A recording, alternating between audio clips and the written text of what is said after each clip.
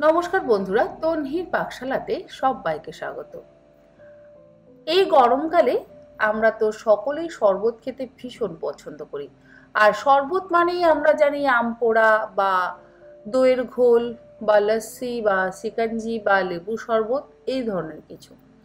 আমাদের ঘরে থাকা তেঁতুল দিয়ে যে এরকম দুর্দান্ত টকঝাল মিষ্টি শরবত বানানো যায়, তা আপনারা এই রেসিপিটা না দেখলে কিন্তু একেবারে বুঝতে পারবেন না।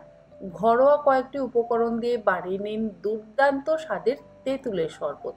তাহলে দেখে নেওয়া যাক আমার আজকের এই ভিডিওটি। তেঁতুলের শরবত বানাবার জন্য আমাদের সবার প্রথমে যেটা প্রয়োজন সেটা হচ্ছে তেঁতুল।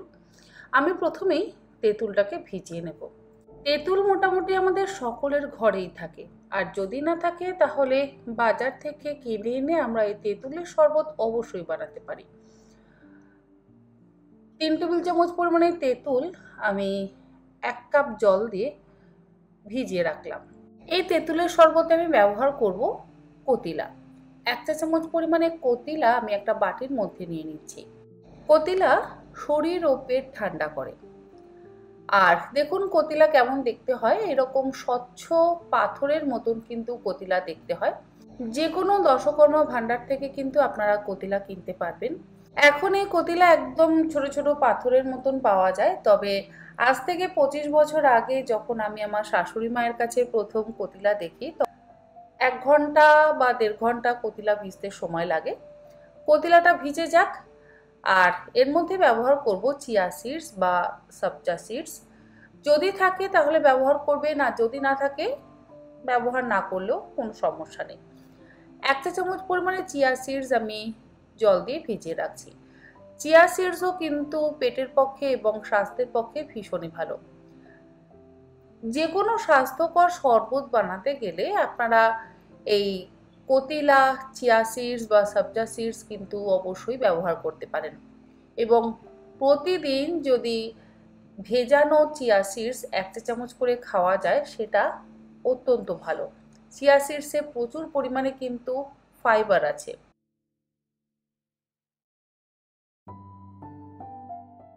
আর এই শরবতে আমি মিষ্টির জন্য ব্যবহার করব আখের গুড়। আখের গুঁড়ো পেটের জন্য ভীষণ ভালো। চিনি আমি বলবো অ্যাভয়েড করাই ভালো, তবে যাদের ব্লাড সুগার আছে তারা গুড়টাকে অ্যাভয়েড করতে পারেন। কিন্তু গুড় ছাড়া তো কোনো শরবত সম্ভব নয়, মানে মিষ্টি ছাড়া তো কোনো শরবত সম্ভব নয়।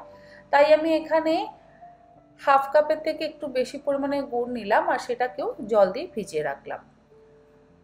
10 মিনিট পর আমি তেঁতুলটাকে হাত দিয়ে খুব ভালো করে মেখে নিচ্ছি, যাতে তেঁতুলের যে পাল্প বা কাঠ সেটা জলের মধ্যে ভালোভাবে মিশে যায়।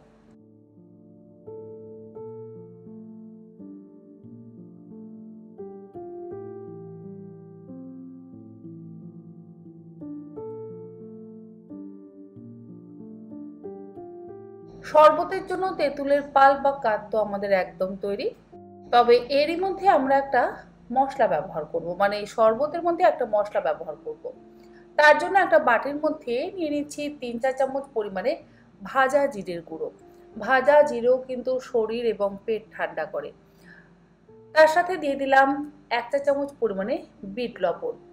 হিং দিচ্ছি 1/4 চা চামচ পরিমাণে। হিংও পেটের পক্ষে ভীষণ ভালো। ঝালের জন্য দিয়ে দিচ্ছি 1 চা চামচ পরিমাণে গোলমরিচের গুঁড়ো। আর রঙের জন্য 1 চা চামচ পরিমাণে কাশ্মীরি লঙ্কার গুঁড়ো আমি এখানে ব্যবহার করছি। এটা সম্পূর্ণ অপশনাল। যদি আপনাদের কাশ্মীরি লঙ্কার গুঁড়ো দিতে ইচ্ছে না হয় আপনারা এটাকে অ্যাভয়েডও করতে পারেন। এবারে সমস্ত কিছু একসাথে ভালো করে মিশিয়ে নেব। যে কোনো শরবতের জন্য এই মশলাটা কিন্তু ভীষণ প্রয়োজনীয়। এবারে মশলাটা তৈরি করে নেওয়ার পর একটা বাটির মধ্যে তেঁতুলের পাল্প বা কাঠটাকে আমি ছেঁকে নিচ্ছি, কারণ তেঁতুলের মধ্যে 2-4টে বড় টুকরো তো অবশ্যই থাকবে।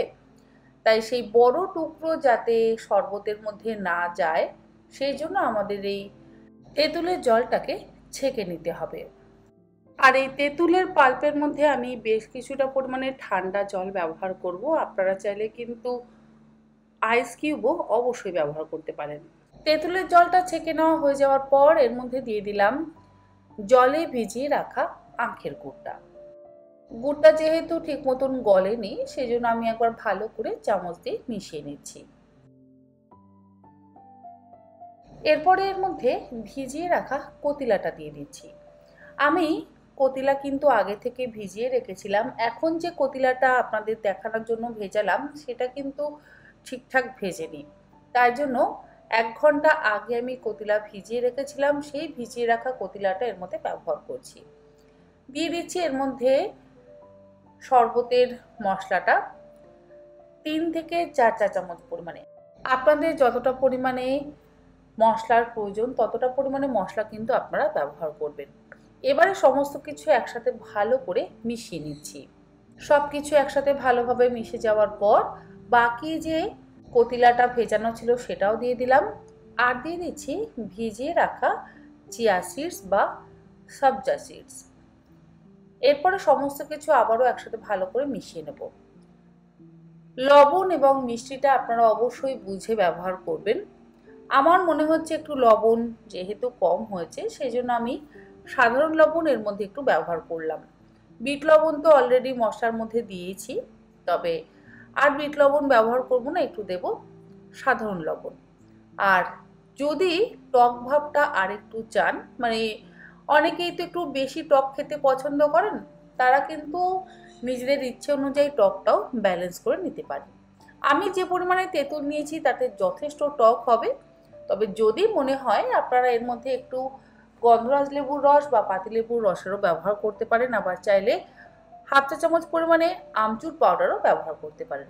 দেখুন আমাদের টক ঝাল মিষ্টি তেঁতুলের শরবত একদম তৈরি। আমি 2টো গ্লাসে ঢেলে নিলাম। আশা করি তেঁতুলের শরবতের রেসিপি আপনাদের ভালো লাগলো। ভালো লাগলে আপনারা বাড়ির বাচ্চা থেকে বড় সকলকে বানিয়ে এই তেঁতুলের শরবত খাওয়ান এবং খেয়ে আমাকে জানাতে কিন্তু একেবারে ভুলবেন না যে আপনাদের তেঁতুলের শরবত কেমন লেগেছে। আজ তাহলে এই পর্যন্ত, আবার হাজির হয়ে যাব এই ধরনের কোনো নতুন রেসিপি নিয়ে। ভালো থাকবেন, সুস্থ থাকবেন, ধন্যবাদ।